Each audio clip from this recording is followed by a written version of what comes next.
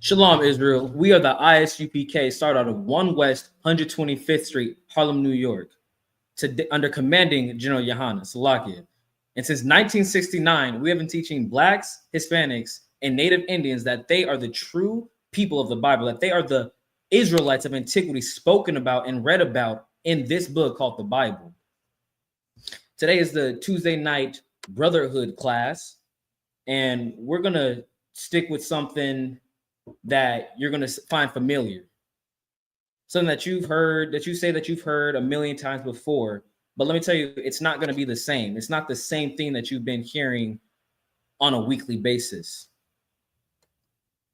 We're going to start out by watching a video showing something called a joke, some would call it, or a satire of reality. But what we're going to do here is bring out the actual truth of what it shows in scripture. Okay, we have it right here.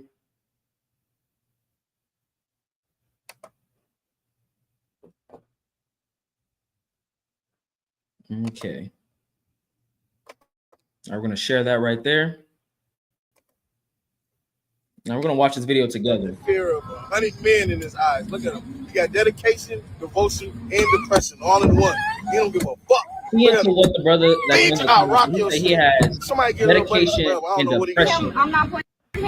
This is a story that's been on little buddy ass got the fear showing a young boy, a young Israelite boy, crashing out, so-called, on his mom, throwing rocks at the windshield while his mother and his siblings are in the car.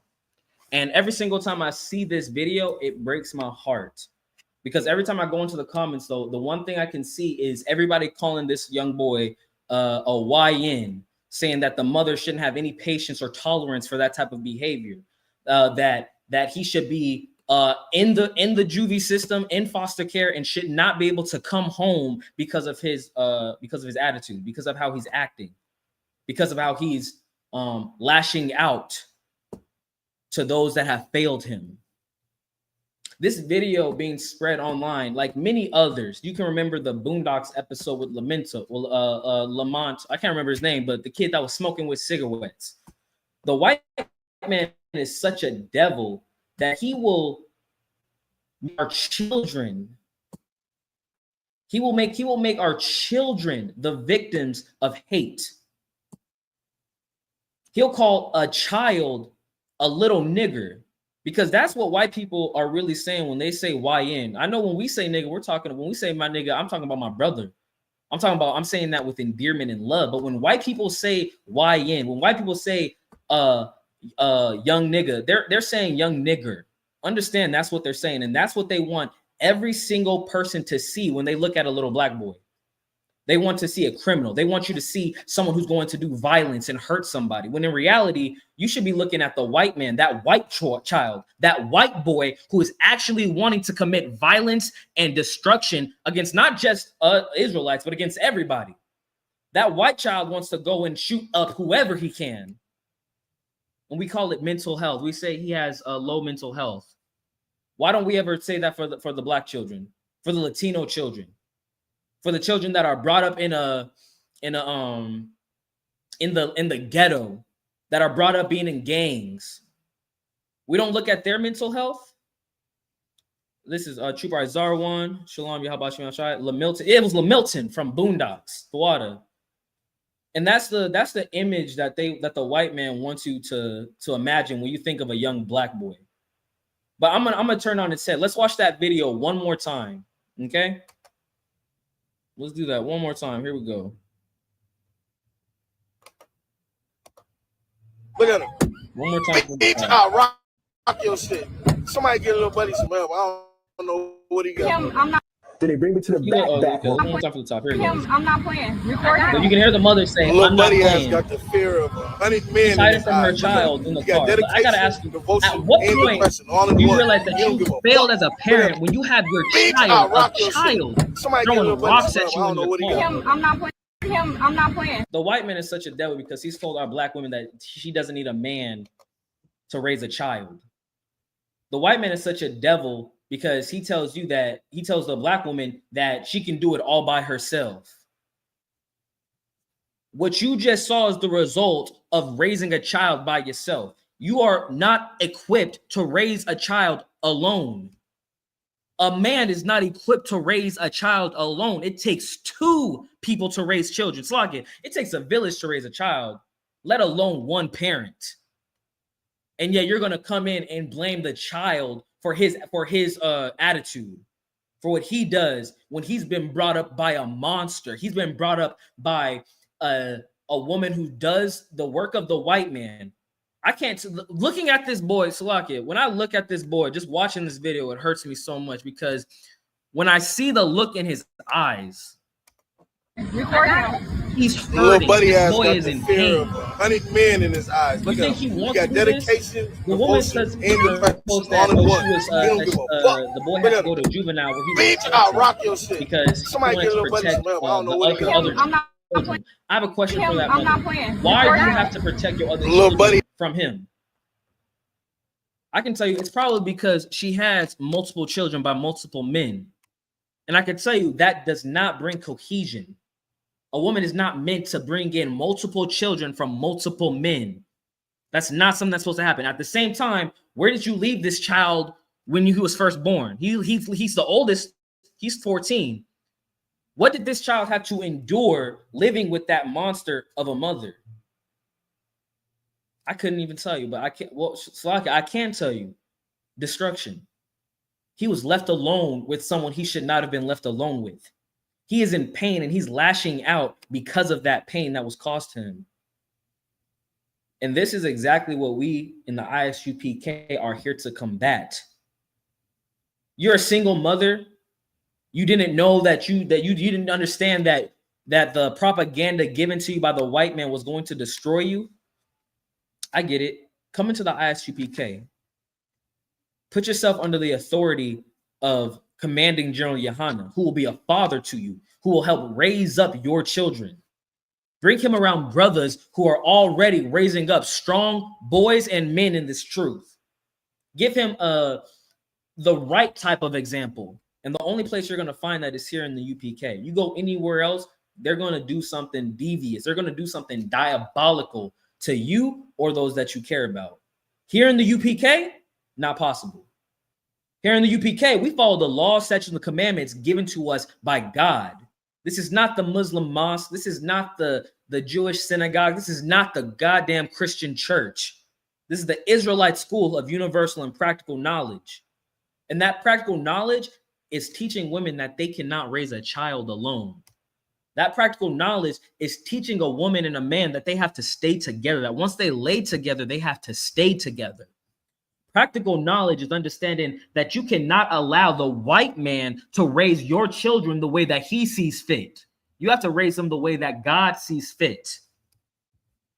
And with that, we're going to go into the first scripture that we have. It's going to be the book of Proverbs, chapter 22. Let's say verse 6. Talking about training up a child. This is the book of Proverbs, chapter 22 and verse 6. It says, train up a child in the way he should go, and when he is old, he will not depart from it. You have to raise these children up in a righteous way. You cannot allow the white man, you cannot allow the public school system to teach your child, the church to teach your child. You have to come into the truth. You need to understand what wisdom is to be able to get this across to your children. Because I can tell you, if you refuse to obey the hierarchy that God set, and you decide that you're going to leave your man or you're going to leave your woman, you're going to destroy a child. That's what you have to realize when you say, I'm not happy in this relationship, I want to leave. You're destroying that child. This boy right here, Salakia, at the stage. He has got the fear of 100 men in his eyes. Look at him. He got dedication, devotion, and depression all in one. Wisdom, and teaching to be brought up right. I'll rock your shit. Somebody get a little buddy. Which is why he's out here lashing out by throwing rocks at his mother's car while his siblings are in the vehicle.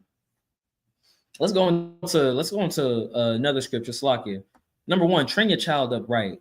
Understand when you sleep with a woman, man, that's your wife. You cannot leave her. You don't have a right to leave her for anything except fornication. That is the only reason. Anything outside of that, guess what? You got to stay with that woman. Oh, she stole your credit card. You got to stay with her. Oh, she crashed your car. You got to stay with her. Oh, she took out a second mortgage on the house. You still got to stay with her. She stabbed you in the heart. Okay, maybe not. Okay, well, you're dead, but that's still your wife. She's not your wife anymore. So why are you leaving her? Because when you left her, guess what you did? You guaranteed that your child would be molested. When you left that woman, you guaranteed, you put a stamp and you put a seal of approval when you left that woman for the diabolical and destructive thing that happened to your child. That molestation.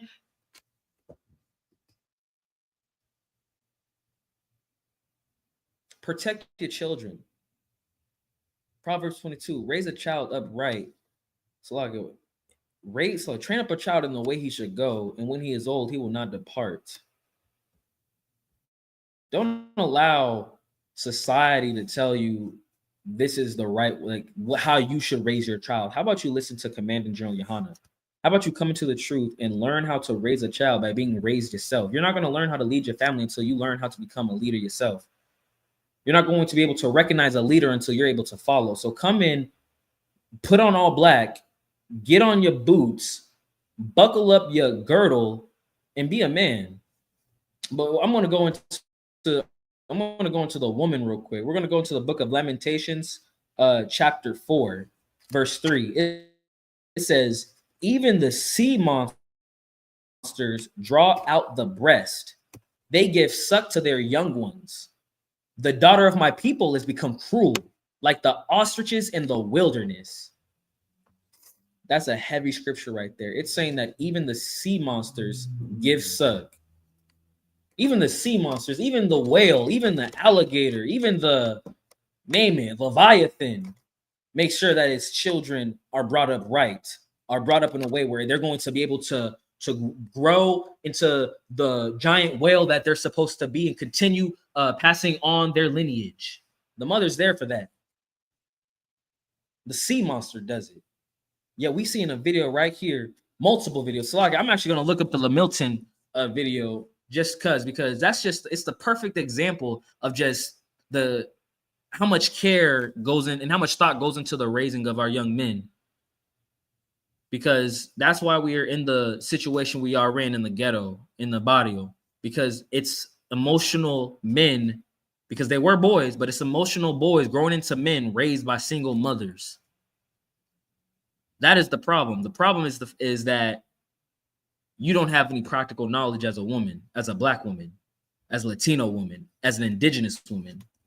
You lack knowledge because you lack guidance, and you lack guidance because the white man is a devil that destroyed your family. But here in the UPK, we're here to bring that back. We're here to bring back righteousness. We're here to show you exactly what it looks like to raise a child right, so that he does not depart. Let me share that real quick, because we're gonna watch that again. One more time, we're gonna read that, and then I'm gonna play that video. This is the book of Lamentations, chapter 4, and verse 3. Even the sea monsters draw out the breast; they give suck to their young ones.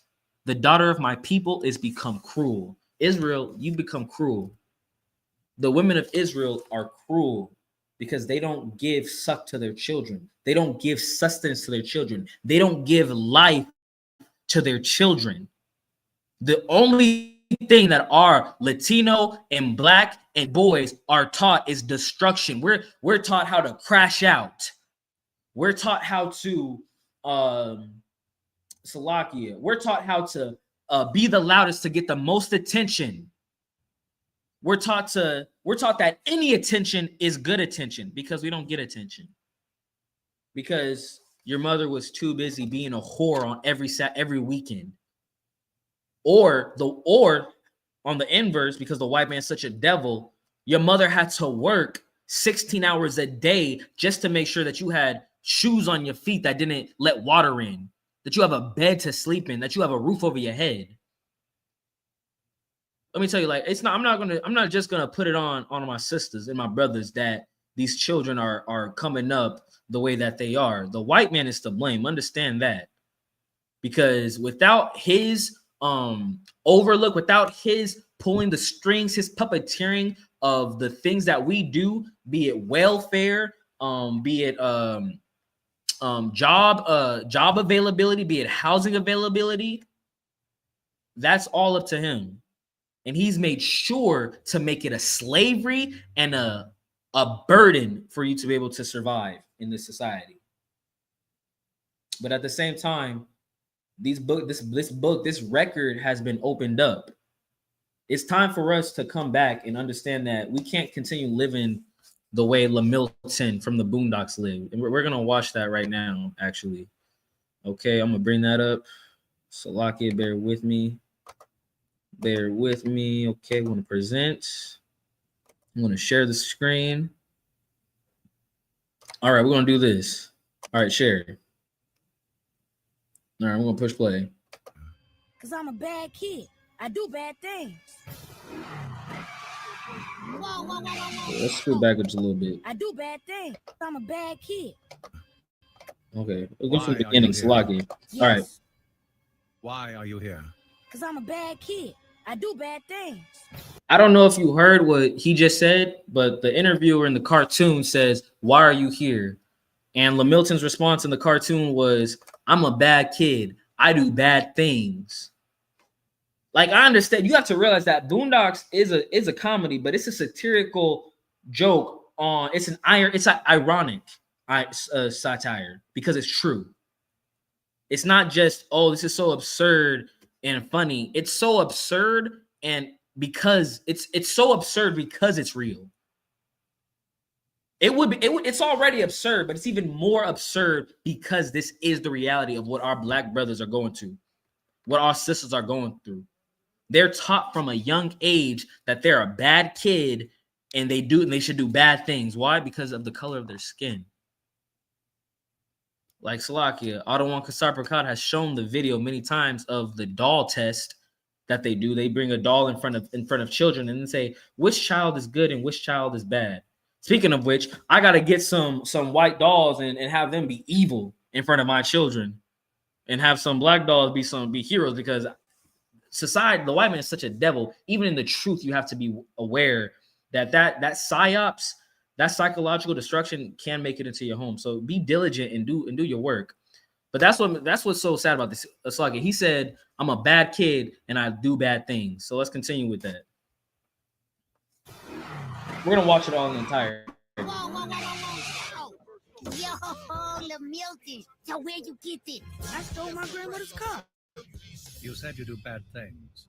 What kind of bad things do you do? I don't listen to my grandmother and I hurt people. He doesn't listen to his grandmother and he hurts people. You smoke with cigarettes? And he smokes with cigarettes. Like, I gotta pause it right there. He said he don't listen to his grandmother and he likes to hurt people. You gonna tell me that's not a mental problem? That's not a psychological problem? You're telling me that that's just the natural way that black people are brought up? That's what the white man would have you believe. The white man would have you believe that that's just how black people are. That's just how Latinos are. That's just how natives are. They're violent. They're rapists. They're predators. That's what he wants us to think. And the only reason that they think that is because of this right here. And let's continue. Cigarettes all the time. And I could say, as well as that, like, they try to make it seem like doing this stuff is cool. They want to say being a YN is cool, crashing out is cool, doing all these type of things are cool. It's not. It's that simple. And you wouldn't think it was cool if you got popped in the mouth as a child because your father told you not to do that.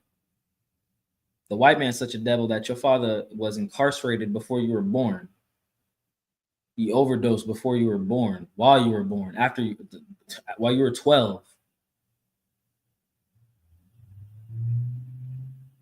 The white man didn't allow He didn't want to give you a chance to be trained up right. That's how much of a devil he is, Salakia.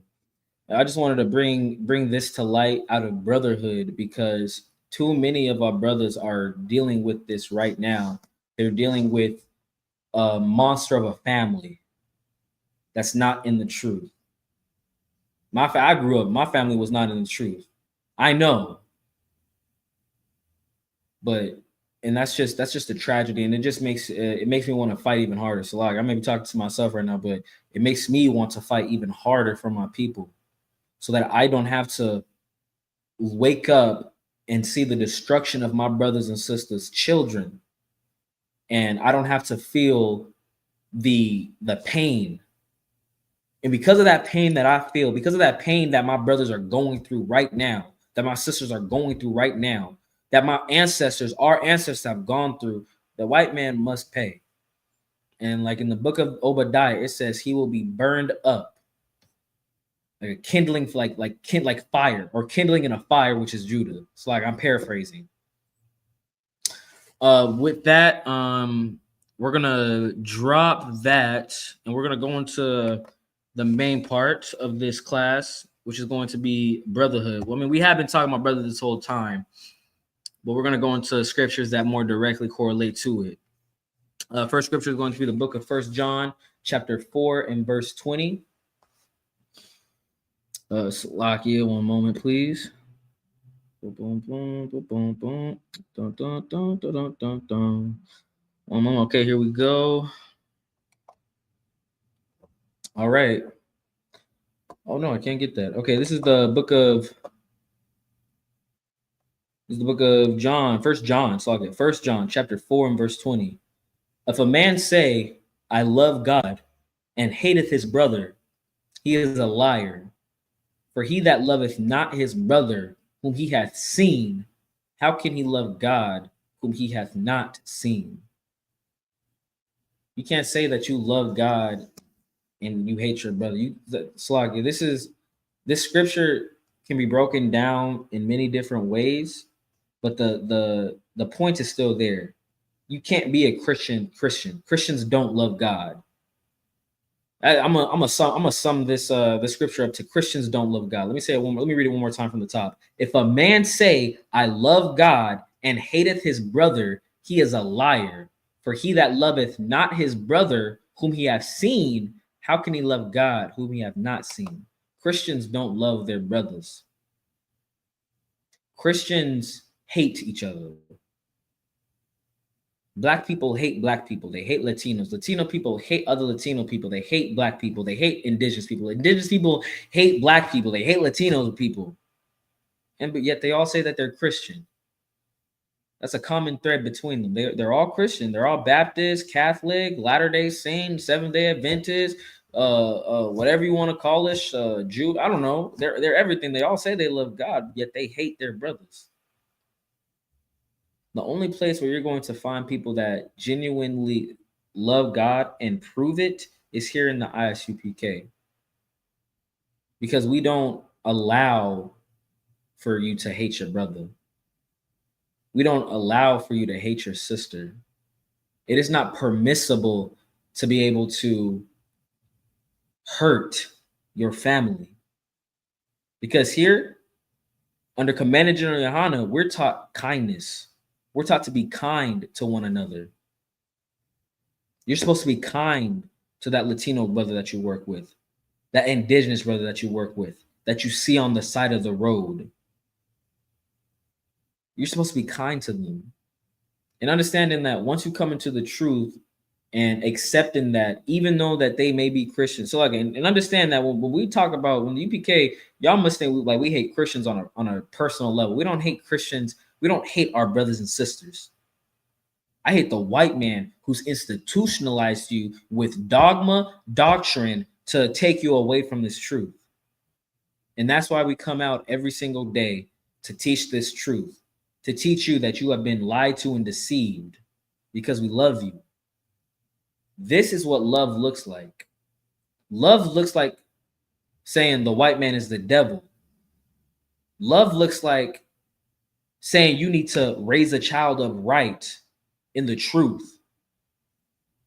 Real love is this. It's us telling you that you are the true children of the Bible and that your heritage is greater than anything that you have been told by the white man, by your parents, by your sister and your brother, because it's been told to you by God. Read that one more time. This is the book of 1 John chapter 4 and verse 20. If a man say, I love God and hateth his brother, he is a liar.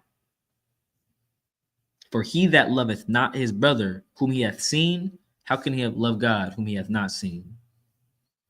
That's another reason of saying that no one's ever seen God.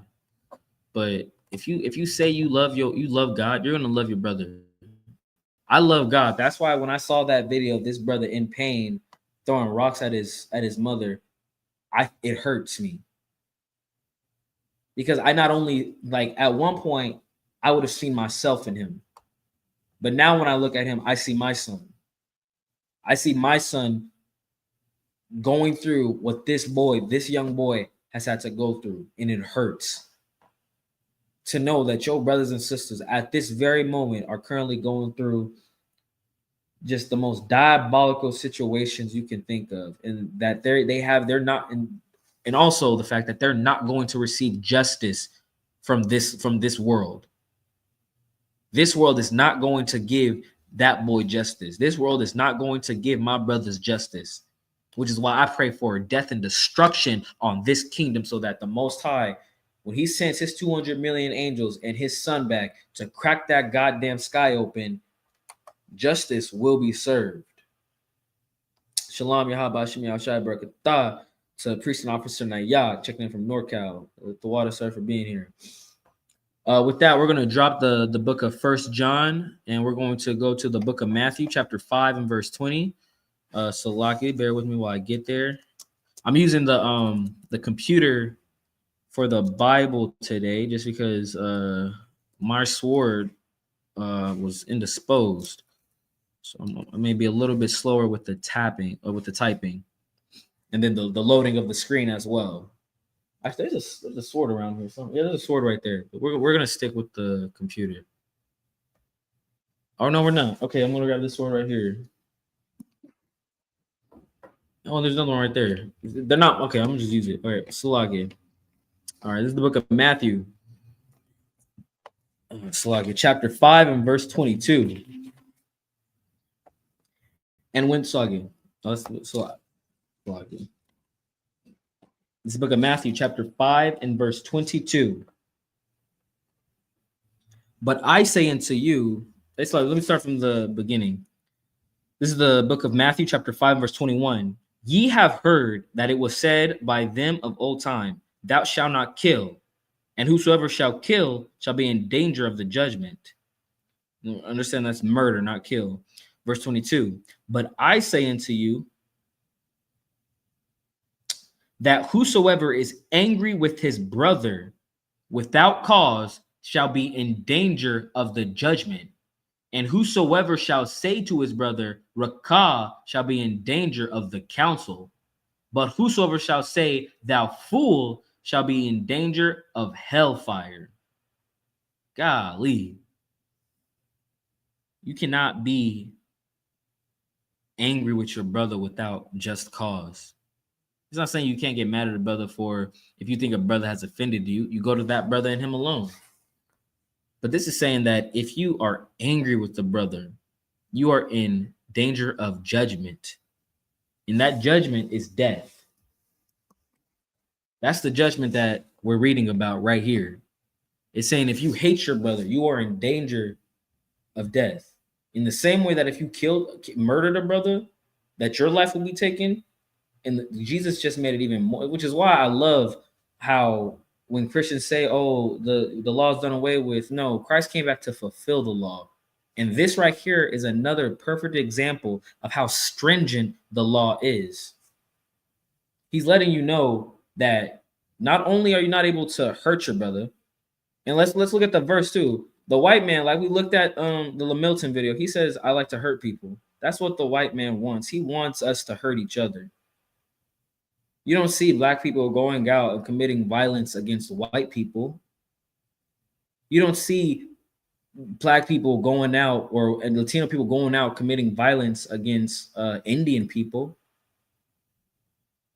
Why? Because they don't promote that type of violence. The only violence that they promote is violence within our family. They promote murdering your brother. They promote you being angry with your brother without cause. You have to understand that that is a direct violation of the law. We just read it. Maybe at one point I'm not going to say you had the right, but maybe you may have felt that you had the right to be angry with someone without cause. Oh, he's from here? Slovakia. We have Mexicans, our Mexican Isupk hating Zebulon. We have Mexicans hating El Salvadorians. We have Haitians hating so-called Negroes. We have Dominicans hating damn near everybody. That's right. That animosity that you feel is a direct conflict with the law. And when you come into the truth, you're going to have to put away that anger that you have against Latino people.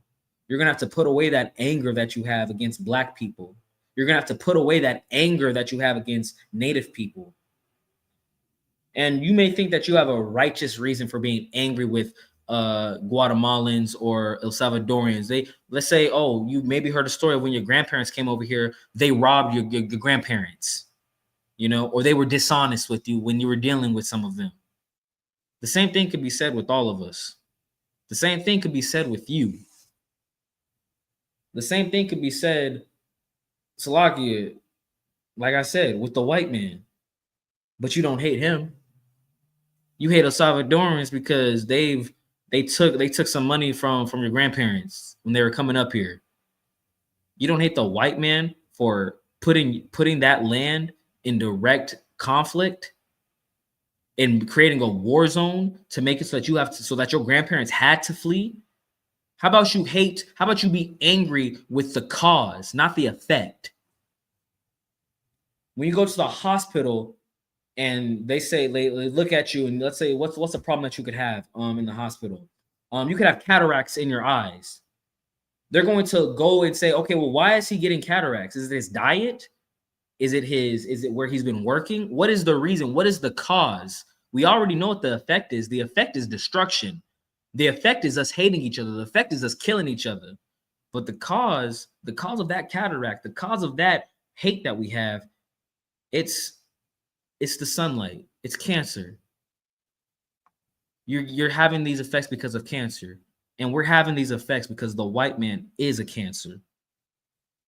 And that's what you have to realize when you come into this truth. We say the white man is the goddamn devil. We convict you spiritually. We tell you that you hate your brother and you love the white man. And we're going to keep telling you that. We're going to keep saying it until the opposite is true. Because I understand, like I remember my father, when he helped bring me into this truth, when he was cutting me, he would say, "You love the white man," and it would hurt me every single time. Every single time I'd be here, I'd be grabbing, I'd have the Bible in my hand, I'd be putting up a whole Genesis breakdown on why before they were doing it, I was doing the Genesis breakdown on why heathens could be saved. And then he would say, "You love white people." And I'd be like, shit, damn.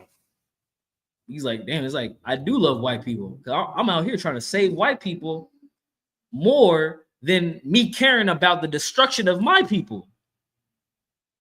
You realize just how mental that is? I'm over here caring about Becky getting to the kingdom. She got a yacht. She's on the best beaches. She ain't got to worry about rent. She ain't got to worry about food. She ain't got to worry about the hospital visit. I'm worried about her making it to heaven. Bitch is already living in heaven, Salakia. Yet my brother is over here going through a mental breakdown, throwing rocks at his siblings and his mother because he's hurting. And I'm gonna care about Becky. I'm gonna care about Steve. You hate God because you hate your brother. You love white people, you hate your brother. You love white people, you hate God. I'm sorry. It's an oxymoron. It is a paradox. It's a paradoxical conundrum to say that you believe white people can be saved with your brothers and you love God. It's not possible. It's just not possible. We're going to read that one more time. Verse 20, it's the book of Matthew, chapter 5, and verse 22. But I say unto you that whosoever is angry with his brother without a cause shall be in danger of the judgment. Forgive your brothers and forgive your sister. Because if you don't forgive them in the same way that Christ, that the Most High has forgiven you on behalf of Christ, you're going to face judgment. You're going to face death. You don't have any room to think you have a right to be upset or angry or hate any Black, Latino, or Native. You must, Salakia, your battles with Israel they must be fought with radical love, not hate. I will never tell my brother that I hate them. I will never tell my sister that I hate them. But I will say the white man is the goddamn devil and you love the white man. That's what I'll say. I'll convict your spirit. The Most High will use me to convict your spirit in the same way that he used the men above me to convict my spirit. The same thing will be done with you. So keep doing what you're doing. Stay in class. Keep on checking in with the brother that's above you. Make sure that you're doing everything possible to follow these laws, statutes, and commandments because it's not a grievous thing to do. It's not a difficult thing to do. We're going to bring up one more scripture. Salakia. It's going to be the book of Luke chapter 6. Actually, I got to use my sword, Salakia, because the computer is not working. So we're going to use the sword, Salakia. But yeah, it's going to be the book of Luke chapter 6, verse 30. Salakia. Luke chapter 6. Salakia, bear with me. It's verse 30. Okay, here we go. This is the book of Luke, chapter 6, and verse 30. Actually, Salakia, I'm actually going to start at verse 27. We're going to go up. So this is the book of Luke, chapter 6, and verse 27. But I say unto you which hear, love your enemies, do good to them which hate you. Oh, Salakia, I got to go up higher because I need the context. So that's another thing. Like as you're a young officer, young trooper, because I'm still a young officer coming up, I'm just repeating what the men above me I said. Like if you need context on the scripture, it's gonna be either a little bit above or a little bit below.